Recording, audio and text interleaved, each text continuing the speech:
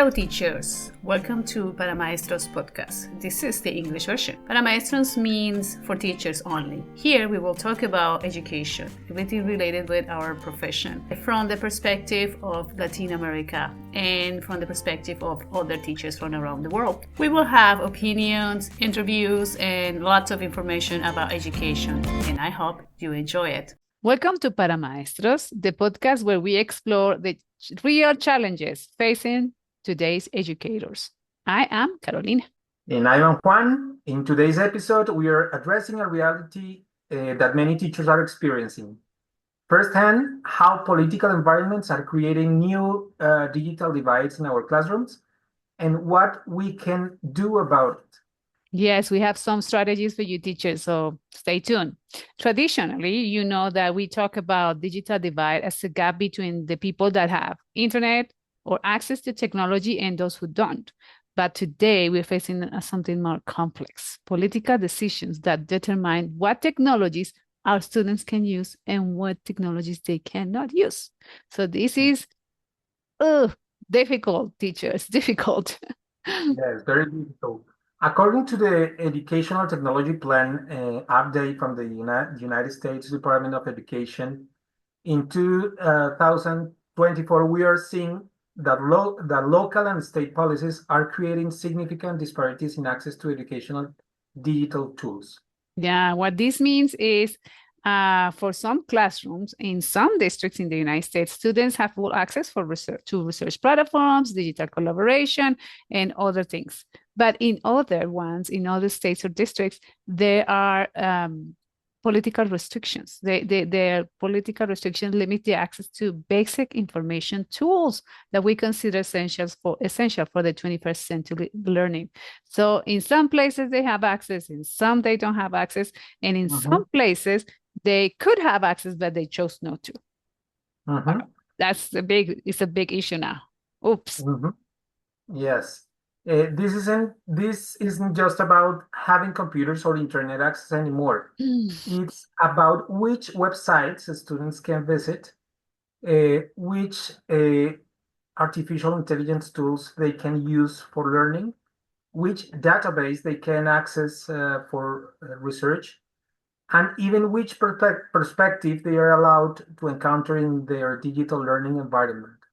Yeah, so we've seen this play out before. We talked about history. We talked about how critical thinking is important, and this also happened in education and technology, especially in technology. And as an educator, as educators, one of our most important responsibilities is teaching students how to navigate nowadays digital world critically. Because let's start with the basic. We know that they have access to technology somehow. Some students have more than others, but I think for us as teachers, we need to understand also how this new technology, AI, is working. So let's start with the algorithms. How the algorithms work, do you know? Yes, algorithms are one of the issues that we have to take into account in the classroom. An algorithm is like a recipe. Imagine you are cooking. The recipe tells you first add ingredients, A and B, then mix for 3 minutes, then bake for 20 minutes. A digital algorithm does something similar. It takes information, ingredients, process it following specific rules, recipe steps, and produce a result, the finished dish. So in social media, that is the search engines algorithms decide what content do you see. Oh, so what content do you see first? They base on that algorithm is based. This information is provided to you based on your behavior and prioritize the content that you will keep you on the platform longer. So this doesn't necessarily mean that it's the most accurate information or the most important information.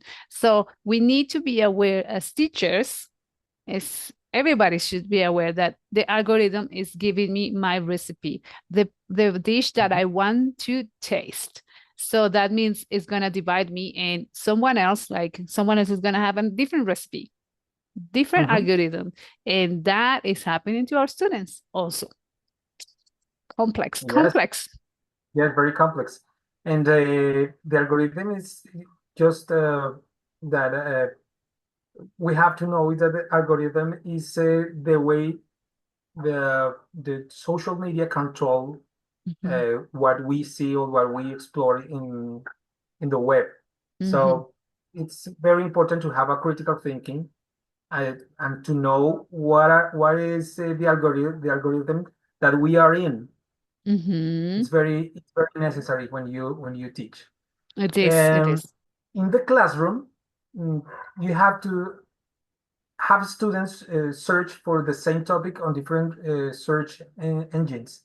Oh, Compare yeah. the first five results and discuss the differences and why they might exist. It's the first part to Mm. have a critical thinking about that. That's a good strategy, having them in different browsers and compare. That's cool. That's like similar that we do with history, compare different sources. Similar to that. And Mhm. also for social media, if age is appropriate, analyze the certain content appears and identify patterns of types of post shown and see how that might affect the view of the world they have. We can also create a social media, you know, account.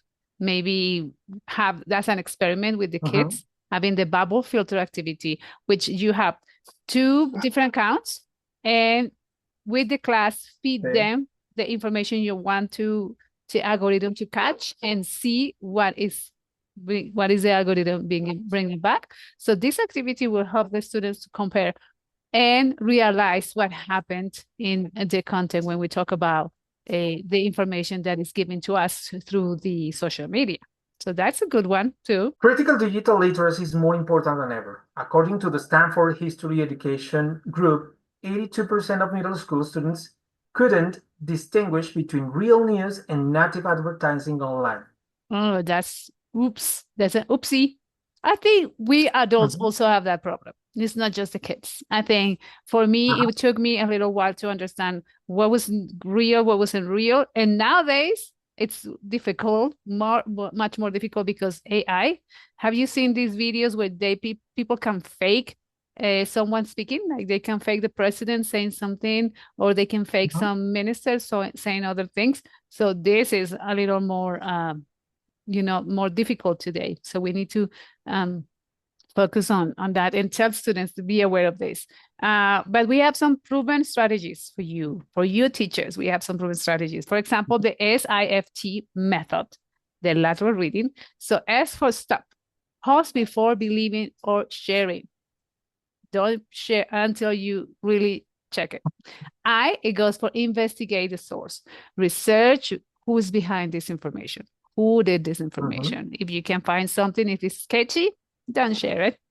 F is for find better coverage. Look at the multiple sources. This is what I do often, that I look at this information and I go to another source, like another website or another platform to check if it's real.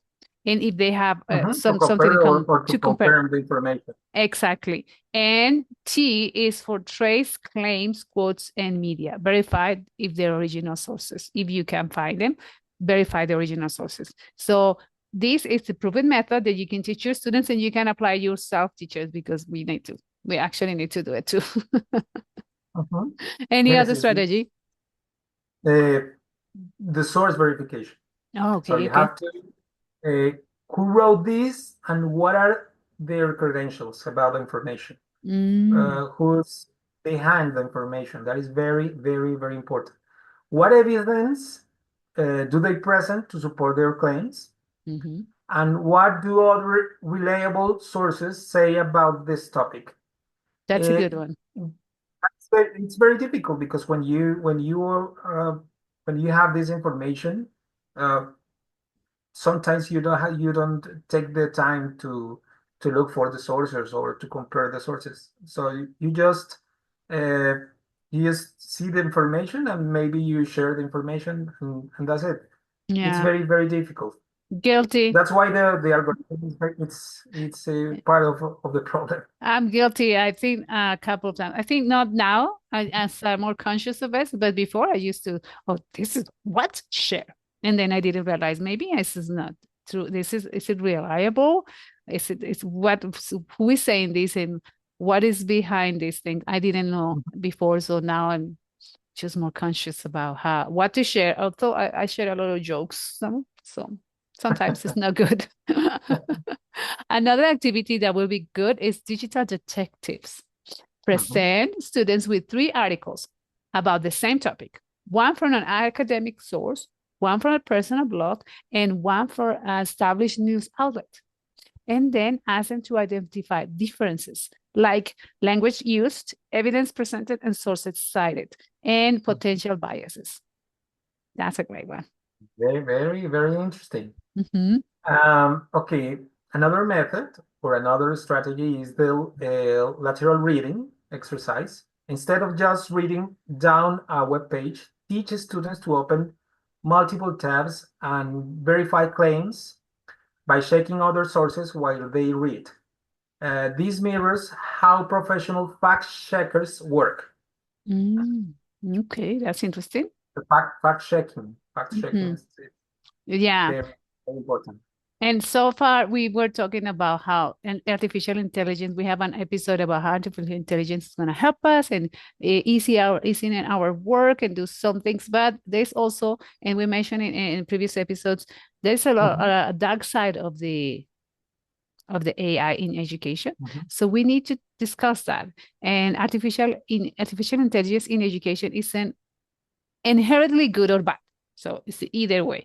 It's how we need to be aware of the potential risk and teach students to navigate thoughtfully. So we need to know it's not really bad or good. I think as everything in technology is how you use it and how you have, are you aware of these algorithms? Are you aware of the potential risk that AI could have? And this is just what you have to tell to your students, how the algorithm works. In these cases, algorithm confirms our beliefs and values. So we have to take into account that maybe and our maybe our customs wishes, but we want as consumers. It's just that we have to take into account that we have to tell to the students that the algorithm confirms what we wish. That we wish, yes, it's giving us what we want. Okay, other strategy. According to the research published in the Computers and Education in 2023, artificial intelligence systems can perpetuate existing biases. For example, automated grading systems that penalize certain writing styles, recommendations, algorithm that limits academic opportunities based on demographic data, language processing tools that favor certain dialects or cultural expressions. So the algorithm have our own biases. So nice. We need to feed them with more things, our own other perspectives. We also have this over dependence. So we know teachers, I think I heard so many teachers, students are losing critical thinking skills. They're reducing the problem solving ability without a digital assistant. So if they don't have a AI telling them something, they have, their brain stop producing these solutions. Sometimes it decreases the long-term information retention, atrophy of the research of synthesis skills. So they are losing certain skills because they are on the technology all the time, and we know that. And there's another concern about this dark side of the AI. Another one is the privacy data concerns. Do you know about this? Yes, excessive collection of students' data, lack of transparency in how this data is used, cybersecurity risks, and potential for surveillance and behavioral prediction. Yeah, the behavioral prediction is already there. They already know what we do. So how do we think and our inclinations, they know everything. So yeah, these computers have more information about us than we do. Okay, another dark part is the dehumanization of learning. when we have seen a lot of schools trying to implement AI teaching. So the AI, the computer is teaching things, it's teaching the students. And that it's a risk because it lost the human connection in education. And it's so important. The assessment that these assessments that don't capture the complexity of a human learning. So it's not Mhm. just that they get it or not get it, it's the human learning process, the feelings and the actions that we as learners have that the computer might not get. So another thing is the standardization that doesn't account for individual learning differences. That could happen. Some students have differences, their brains work different, and these only AI could produce more problems than solutions. So it has to be used wisely. So we need to balance. It's not just one side and the other side. It has to be a balance. Yes, always the balance for a Mhm. good life. Okay, let's talk about some strategies to mitigate these risks. Um, Yeah. com Complementary, not substitute use.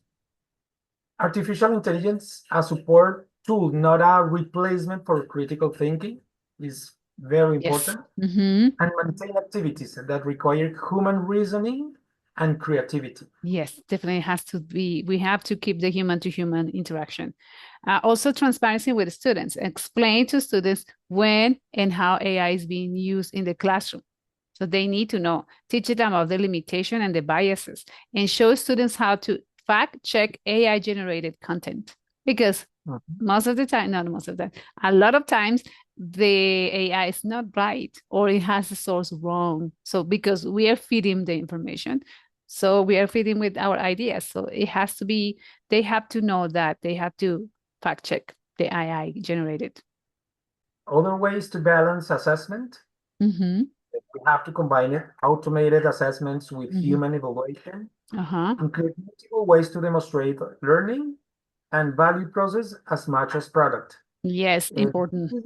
this is very, very important. It's The last one, crucial.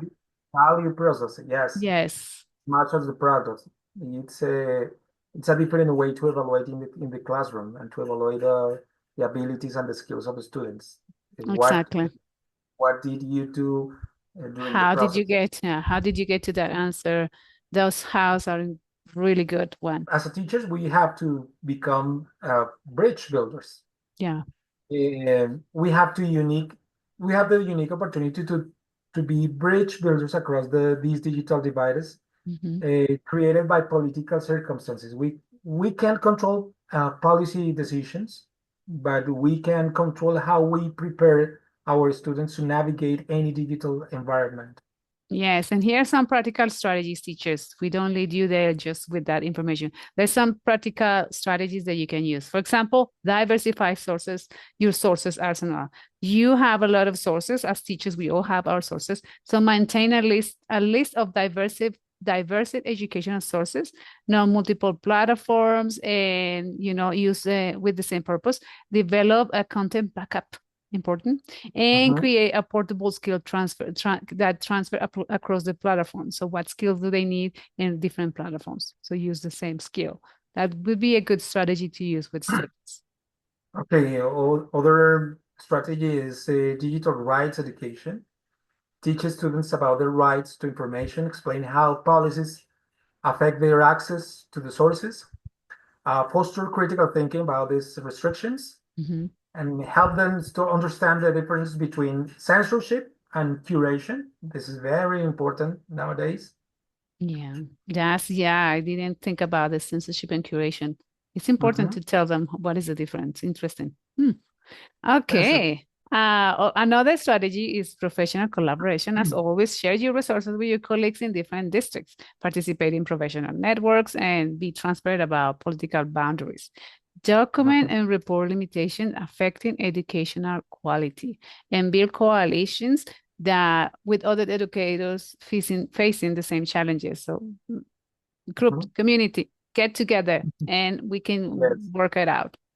Informed advocacy. Stay informed about policies affecting education, Mhm. participate in public forums when it's appropriate, educate parents and community about the impact of these policies, and use data to um, and evidence to support positions. Yes, yes, that's important. So as teachers, as we said at the beginning of this season, education is part of politics. They cannot be divided. So we need to be informed because whatever they decide about education affect us and affect our students and generations to come. It's just not us and our students, it's the generations to come. So we really need to be aware of what's happening. Being in the classroom is not just teaching, it's just advocating for our students and for their future, so it's important. But let's do some practical things in the classroom. What can we do in the classroom? Some concrete strategies that we can use in our classrooms. For example, what do you think about what can we do for K-5? What activities can we do? From kindergarten to 5th grade. Source detectives. Just Oh, we were they like talking to be about. detectives. Present two versions of the same event, one from an encyclopedia, from another from a blog. Ask with which would you trust more and why, and build vocabulary around reliability and credibility. Yeah, yes. I like this activity. That sounds very interesting. Also, the kids will love it. Robots versus human writing. Or the robots will have a lot of more. they're faster. But we can have this sort of gaming activity and show AI generation text versus humans reading text and identify difference in creativity and personality and discuss when each might be appropriate. So that would be a nice activity to do. Yes. Robot versus humans. Interesting. Because sometimes it's very difficult to identify what text is made of a robot or of artificial intelligence or a human. Or human. We actually need another AI to tell us that. This is so bad. Another one is like the information diet activity. Compare information consumption, like food nutrition. Identify junk information versus nutritious sources. Create class guidelines for healthy information habits. This is amazing. I think because this frame is a game, the kids will love it at these ages. But we have to also give some strategies for middle schoolers. What do you think? Okay, for middle schoolers, grade from 6th to 8th graders, algorithm audit, monthly project. Students document what content they receive on different platforms, analyze patterns, and discuss implications, and create presentations on their findings. Yes, this audit is cruel. I imagine them just, they got this tennis advertisement. Yeah, it's a very interesting project because you can teach how could the students they could become fact checkers. Yes. Oh, the fact checking challenge. I saw that. For example, weekly claims verification using multiple sources, peer review, and fact checking methodology. Discussion of conflict information from reliable sources. So having them fact check whatever the information is coming from, history, any class, you can fact check it. And I think they would like it. They would like it because, at this age, they are looking for ways to contradict you. So what a better way to fact check something? Okay. Bias detection lab analyze the same news story from different outlets, identify language choices that reveal bias, practice writing neutral summaries. Oh, that's cool. I like that because, if you see news from one outlet and then see news from another outlet, they both have different views and they would say things, the same event in a different way.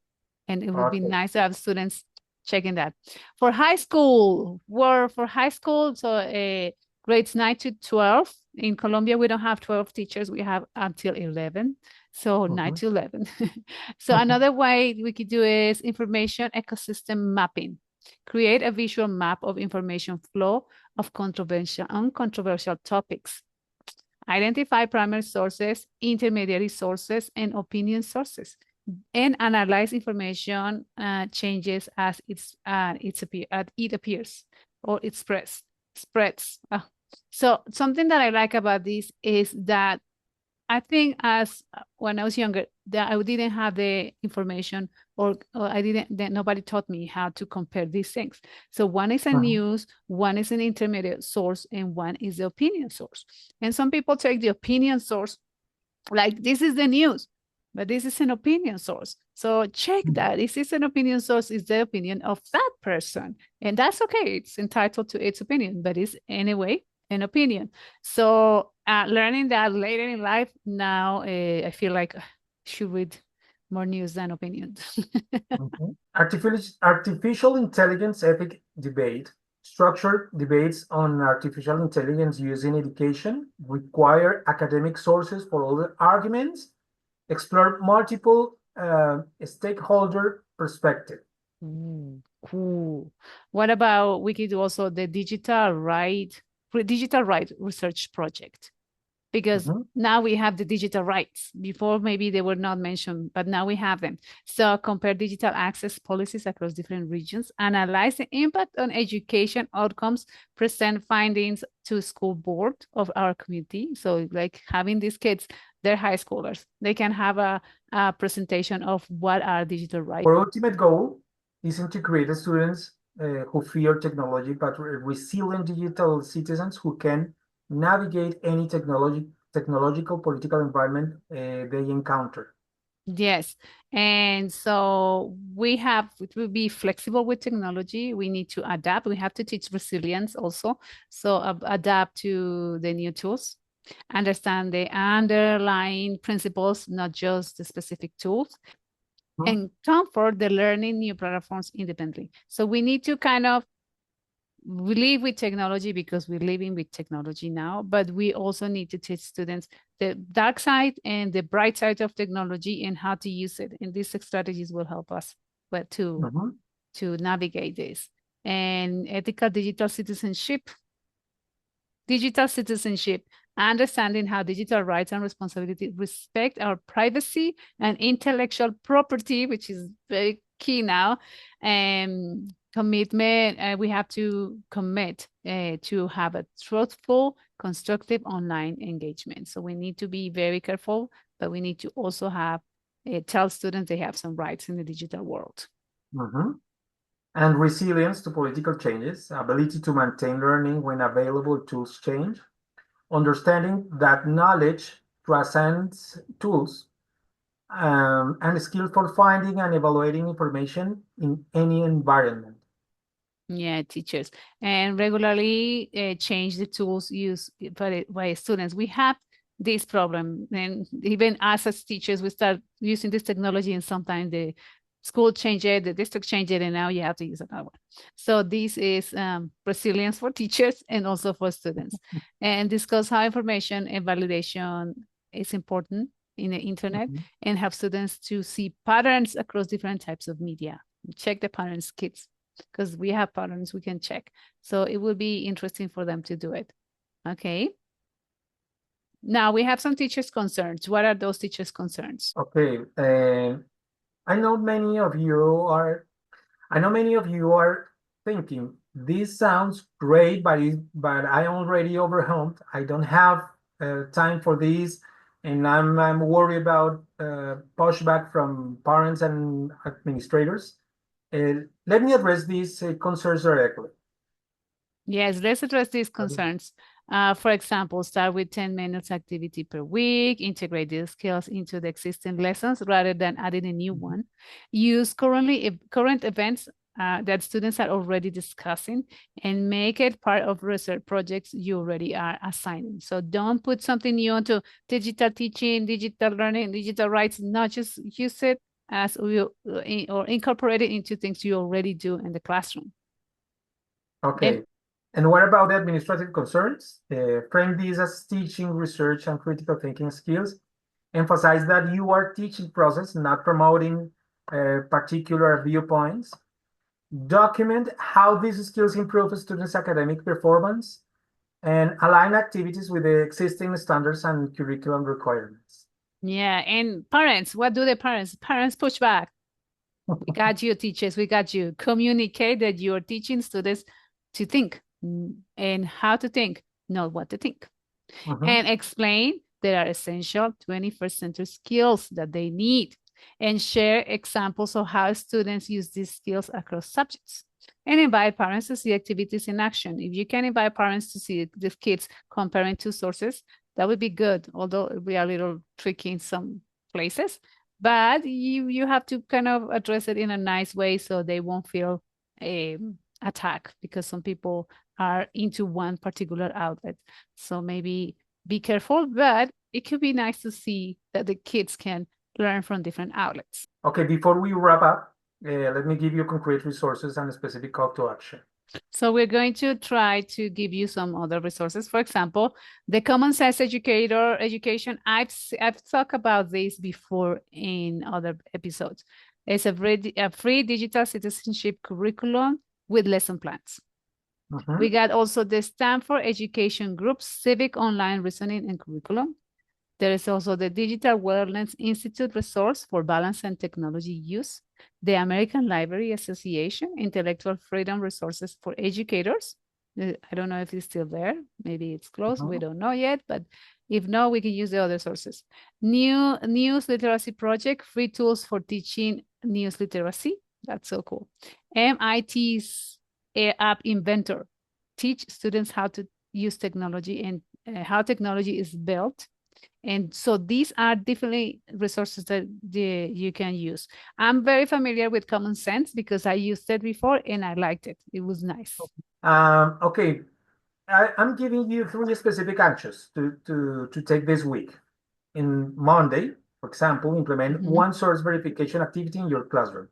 Wednesday, have 10-minute conversation with your students about how algorithm works. And on Friday, connect with one colleague in a different district to compare available sources. That's good. So the political digital divide is real, teachers. We know it's affecting us and our students in education. But as educators, we have the power to build bridges. And we said that before. Our students depends on us to help them navigate this complex and constantly changing landscape. Every day something changes. And remember, this isn't about the technology itself. It's about how we can use it to empower learning and critical thinking our students. We are not just teaching them to use tools. We are teaching them to think clearly in an age of information, abundance, and scarcity, political polarization, and rapid technological change. Yes, you have more power than you think or that you realize. Every time you teach a student to verify a source, to question an algorithm, to think critically about information, you're building the capacity to participate fully in a democratic society, regardless of what technology or political circumstances they might face. So this is something that teachers do all the time. Okay. Thank you for joining us para Maestros. This episode was helpful, and please share. Yeah, please share, subscribe to our content, and we got it in English and Spanish. If you want to learn Spanish, you listen to our Spanish podcast. But please share and subscribe. That would help us to grow and to get more people, more teachers into our episodes. And in the next episode, we're going to talk about how to prepare students for uncertain futures. We're going to equip you with some strategies to adapt political changes and teaching resilience in these ever-changing environments. So stay tuned for the next episode, and thank you for listening to us. Okay, see you next time, teachers. Bye-bye. Thank you. Thank you for listening, teachers. Stay curious. Connect with me on social media and explore my website. All the links in the description below.